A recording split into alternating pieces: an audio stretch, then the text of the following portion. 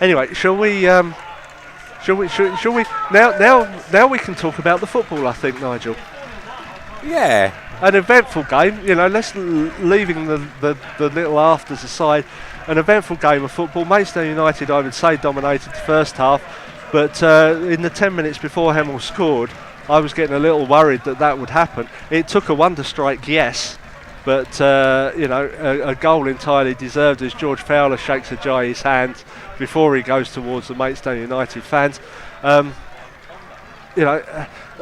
summary of that game was a hard-fought point. You can see why Hemel won their first two games, why they beat Yeovil.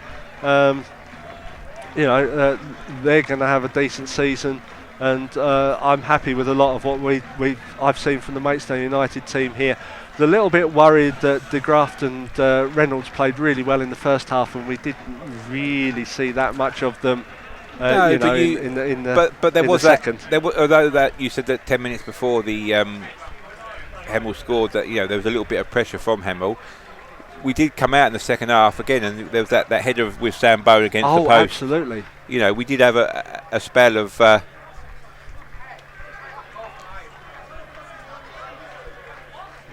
It's all happening in front of us here, so it's a bit. It's a little bit difficult to carry on a lucid conversation about the game and collect your thoughts when it still isn't all over. And we've got all the sort of Hemel directors to our left and the dugout to our right, and the sort of giving a bit of abuse to us as well. So it's. But with I will say a massive well done to Rhys Grant, because Gavin Hoyt was about to do something stupid. Rhys Grant spotted it, and I was a little bit worried when he was running towards him, but he actually grabbed him and pulled him away from everything and said, we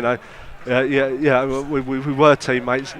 Well, I say it looked as if, I don't know precisely the words he said, but it looked as if we were teammates. Gavin, don't.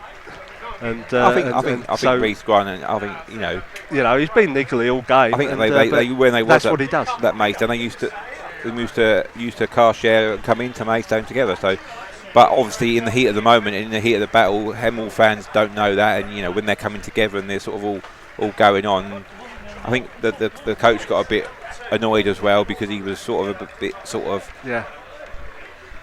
letting his emotions run away with him. But Anyway, getting back to the game. Sorry, we're doing hot take and we're commentating still. Maidstone United dominated the first half. Ichafano had a goal disallowed, but he was clearly offside. And I would say Maidstone were worth a 1-0.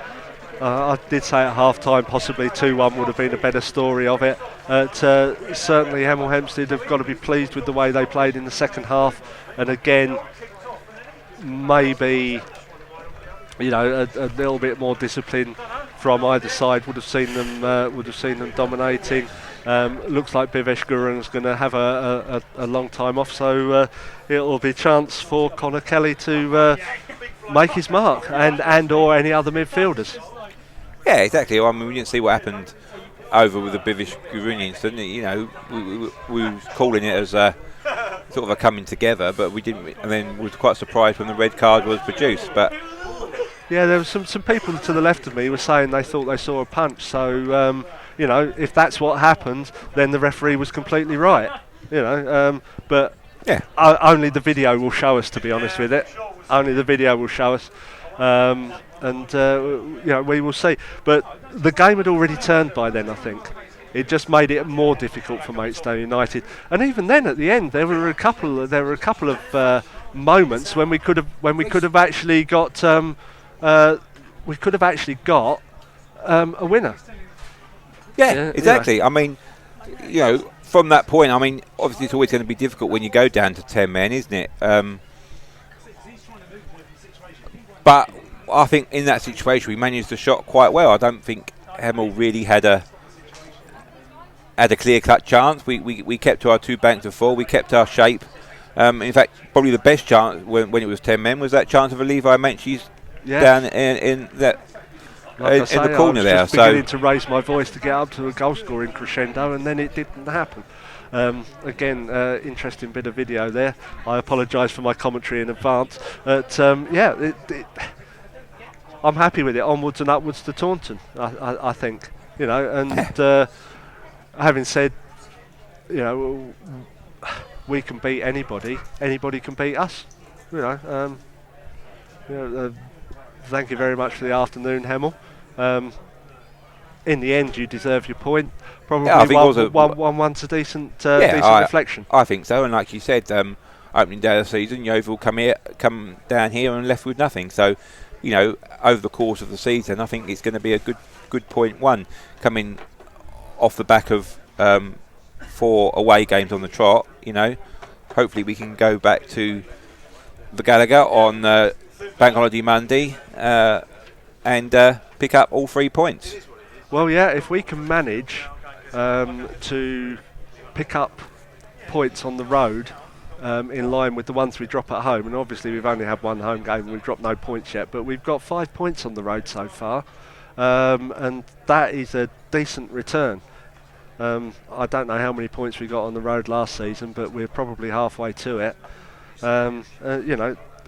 If we can play well at home, then the sky's the limit. You average 1.5 points a game, which is well within our grasp.